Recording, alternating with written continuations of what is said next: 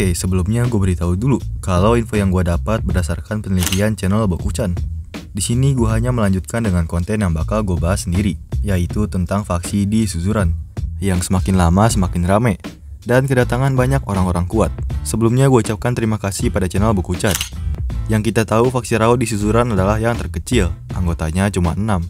Dan itu pun mereka semua emang udah saling kenal dari SMP, kecuali si Binjo. Faksi ini tujuannya bukan buat menguasai Suzuran, melainkan ngikuti kemauan Rao. Jadi untuk apa sih mereka ngikutin Rao? Gue sendiri punya teori sendiri, anjay sendiri. Rao ini kan orang terkuat di Suzuran. Bahkan Sachi Ueda, pemimpin Hosen, gak bisa mengalahkan Rao di dalam pertarungan. Bahkan dia juga gak bisa mengalahkan Rao sebagai pria. Sebagai pria di sini adalah tanggung jawab yang diemban oleh Rao. Itu sangat besar. Dan kemungkinan besar dia jalani dengan sangat baik. Rao ini orangnya solid. Temen yang baru kenal kemarin aja di stalking, ternyata lagi tawuran, dan dia nimbrung. Kemudian dijelaskan bahwa faksi terkecil selanjutnya adalah faksi Nishia dari tahun pertama di Suzuran. Total ada 4 petinggi dan 20 anggota di faksi ini, yang gua nggak bisa sebutkan semua nama-namanya. Kemudian ada faksi Kinjo yang terbesar kedua di Suzuran. Total ada 4 petinggi dan 40 anggota.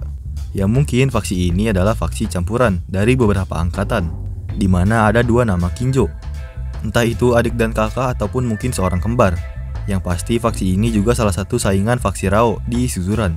Lalu faksi yang paling besar adalah faksi Kiyomasa yang total punya 50 anggota dan 5 petinggi.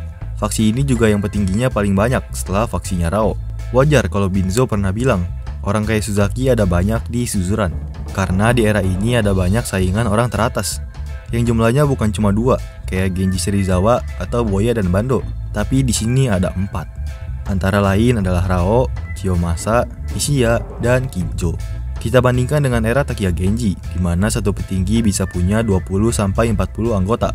Ketika faksi besar mulai terbentuk, akan terkumpul 80-120 orang. Dan itulah faksi terbesar Takia Genji, dengan total 9 petinggi. Dan yang kekuatannya di level tertinggi, hanya ada Genji, Serizawa, dan Sun Izaki. Pasukan mereka sangat banyak, tapi mereka biasa aja. Beda dengan di era Rao, pasukan di sini berani mati dan brutal.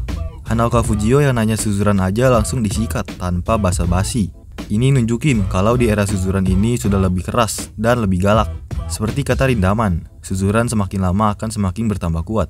Buktinya di era ini nggak butuh pasukan banyak-banyak buat melakukan peperangan.